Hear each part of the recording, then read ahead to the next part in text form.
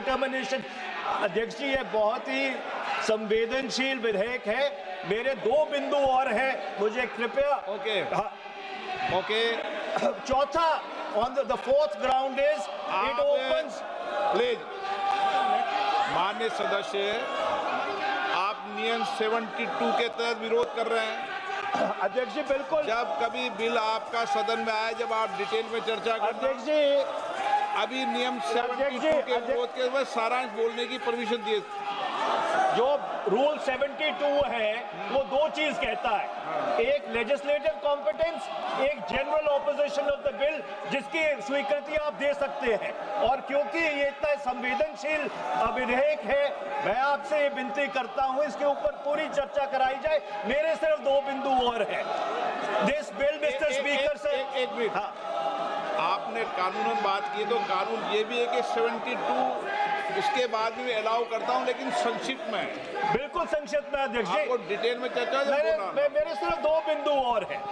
This bill opens the door for political misuse by instrumentalities of the state whose arbitrary conduct has been repeatedly frowned upon by the Supreme Court.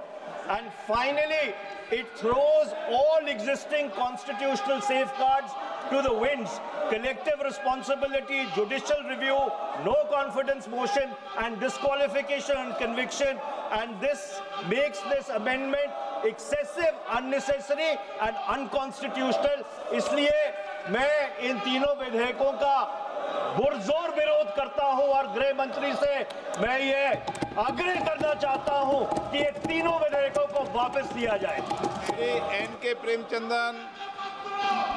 Speaker sir, I strongly oppose the bill, 130th Constitutional Amendment Bill, as well as the other 2 bills I strongly oppose on 4 grounds.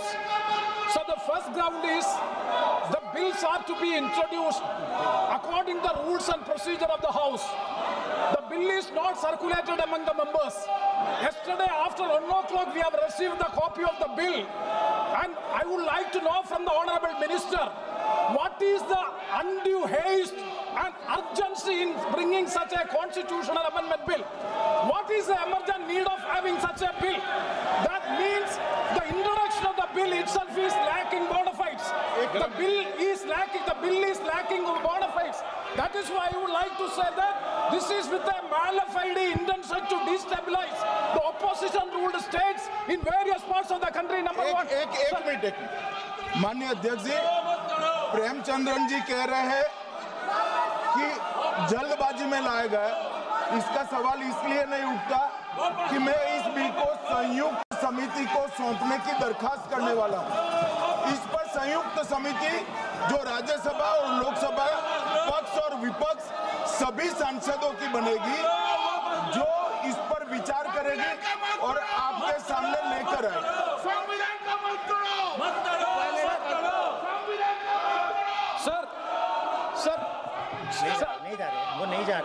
Sir, I do agree with the Honorable Minister, but at the same time, the members are having the right to oppose the bill at the time of introduction. This is the legitimate constitutional right of each and every member to oppose the bill at the time of introduction of the bill. That is being contained. That is the problem which I am trying to say. And the second one is that is disqualification. Shri Venugopal.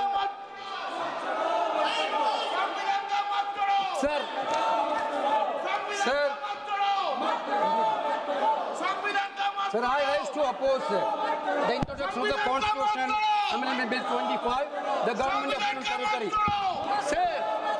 Sir, this bill is to sabotage the federal system of this country. This bill is to sabotage the basic principle of the Constitution of this country.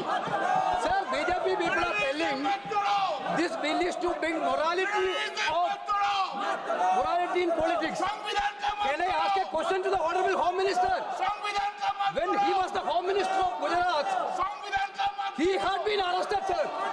Whether he took the morality of that point of time, गृहमंत्री जी, अब मुझे सुनो जरा, मुझे सुनो गृहमंत्री जी, मुझे सुनो ना, पहले बैठ जाओ।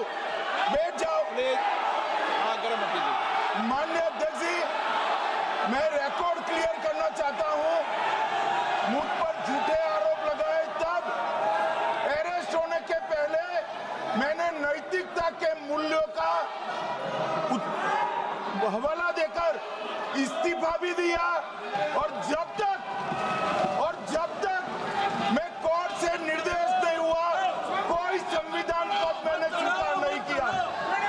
ये क्या सिखाते हैं नैतिकता में? मैं तो इस्तीफा देकर गया था, और मैं तो चाहता हूं कि ये नैतिकता के मूल्य बढ़े। हम ऐसे निर्लज्ज नहीं हो सकते कि हम पर आरोप लगे और हम संवैधानिक पद पर रहें। अरेस्ट के पहले मैंने इस्तीफा दिया है। माननीय सदस्य, आप बिल पर बोलिए। आप 72 के नियम के तहत बोलिए। सर, दिस नेम है, आपका डायरेक्शन है। 19 आप 72 नियम के तहत बोलिए। सर, लाइक नहीं है सर। नियम के तहत बोला आप 72। सर, दिस आपका डायरेक्शन है 19A 19B। हाँ है। Chapter on call भी है। हाँ।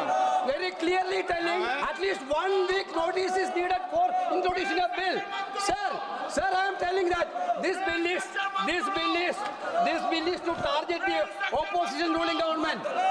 This bill is to threaten the people like Nitish Kumar and Chandrababu Naidu. This bill is to blackmail. Sir, out of. Sir, my point one. आप माननीय सदस्य, आप चलिए। धर्मेंद्र प्रधान जी बोलना चाहते हैं? प्रधान नहीं यादव, आपके मेंबरों को बिठाओ।